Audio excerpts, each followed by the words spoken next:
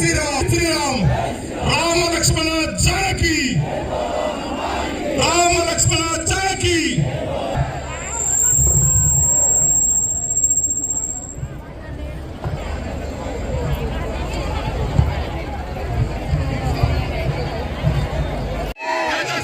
మాట్లాడవలసిందిగా కోరుతా ఉన్నాను. మాతా కి భారత్ మాతా కి జై శ్రీరామ్ జై శ్రీరామ్.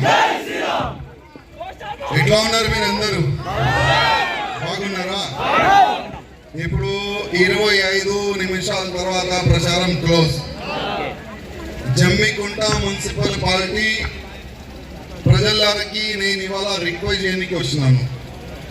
మా బండి సంజయ్ అన్న గురించి ఓట్ అడగనికి నేను మీ మధ్యలో వచ్చినాను. నాకు తెలుసు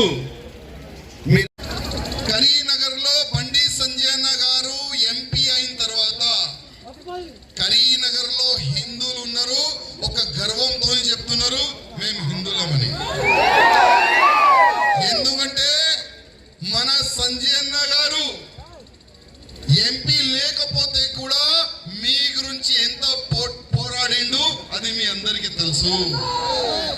ఒకప్పుడు ఇండియా పాకిస్తాన్ మ్యాచ్ జరిగితే మన ఇండియా వాళ్ళు గెలిస్తే ఆయన ఏరియాలో పాత ఏరియాలో ఇండియా వాళ్ళు గెలిచినారని మన కరీంనగర్ లో ఉన్న కొంతమంది కుక్కలు పాకిస్తాన్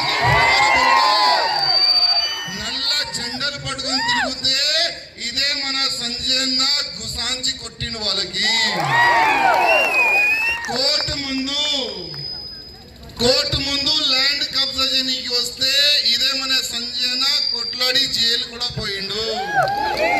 నవరాత్రి సమయంలో లైట్లు కూడా బంద్ చేస్తే ఇదే సంజయ్ అన్న కొట్లాడి లైట్లు ఆన్ చేసి జైలుకి పోయిండు. ఎంపీ అయిన తర్వాత కూడా అధ్యక్ష అయిన తర్వాత కూడా ప్రజల గురించి మీ గురించి పోరాడి జైలుకి వెళ్ళిన మన బండి సంజయ్ అన్న గారు. ఇవాళ చాలా మంది కుట్రలు పొందుతున్నారు. ఎట్టి పరిస్థితిలో ఏ పార్లమెంట్ అయినా మనం ఓడిపోతే మనకు నష్టం లేదు, కానీ బండి సంజయ్ గెలవద్దు అని ఒక కుట్ర చేస్తున్నారు వీళ్ళు.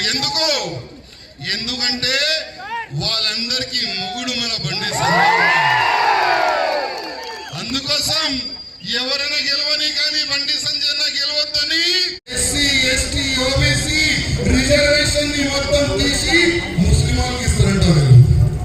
మీ అన్ని రిజర్వేషన్ తీసి వాళ్ళకి ఇస్తారంట. కేంద్రంలో ఒకవేళ కాంగ్రెస్ గవర్నమెంట్ వస్తే తమ్ముళ్ళారా మీరు బొట్టు పెట్టుకోవాలంటే 100 సార్లు ఆలోచన చేయాలి. ఈ మాట మీరు రాసి పెట్టుకుని వాళ్ళది. ఎందుకంటే ఒక గ్లోబల్ సర్వే వచ్చింది. ఆ సర్వేలో మన హిందూ జనాభా 8% తగ్గిపోయింది యావత్ భారతదేశంలో. ఎన్ని పర్సెంట్? 8% మన సంఖ్య తగ్గింది. వాళ్ళ సంఖ్య ఎంత పెరిగింది తెలుసా? 43% వాళ్ళది సంఖ్య పెరిగింది. ఎవరి వల్ల పెరిగింది? ఇదే కాంగ్రెస్ వల్లనే. ఒకప్పుడు కాంగ్రెస్ రాజ్యం భారతదేశంలో ఉంటే హిందువులకి 2 పిల్లలు మీరు కంటే మీకు 1500 మేము ఇస్తాము. అదే ముస్లిం వాళ్ళకి మీరు 4 పెళ్లి చేసుకోండి మేము 6000 రూపాయలు ఇస్తామని ఒక స్కీమ్ అప్పుడు ఓపెన్ చేస్తారు వీళ్ళు. వీళ్ళ వల్లనే ఇవాళ జనాభా పెరిగింది. వీళ్ళ వల్లనే ఇవాళ చాలా మంది కాంగ్రెస్ సీనియర్లు అంటున్నారు. ఒక సాయం పిత్రుడాన్ని ఒకడు ఉన్నాడు ఫాల్తుగాడు. ఆయన ఏమంటుండే కాంగ్రెస్ పార్టీ వాడైనా ఆయన అమెరికా సిస్టమ్ మన భారతదేశంలో తీసుకురంట. అమెరికా సిస్టమ్ మన భారతదేశంలో తీసుకొని వస్తారంట. అమెరికాలో ఏ విధంగా సిస్టమ్ ఉందంటే ఇది మీరు కొద్ది మంచి వినాలి. కాంగ్రెస్ గవర్నమెంట్ మన భారతదేశంలో వస్తే మీ దగ్గర ఒకవేళ 10 ఎకరాల భూమి ఉందనుకో 5 ఎకరాలు కాంగ్రెస్ వాళ్ళు గుంజుకుంటారంట. మీ దగ్గర 10 తులాల గోల్డ్ ఉందనుకో 5 తులాలు వాళ్ళు తీసుకుంటారంట.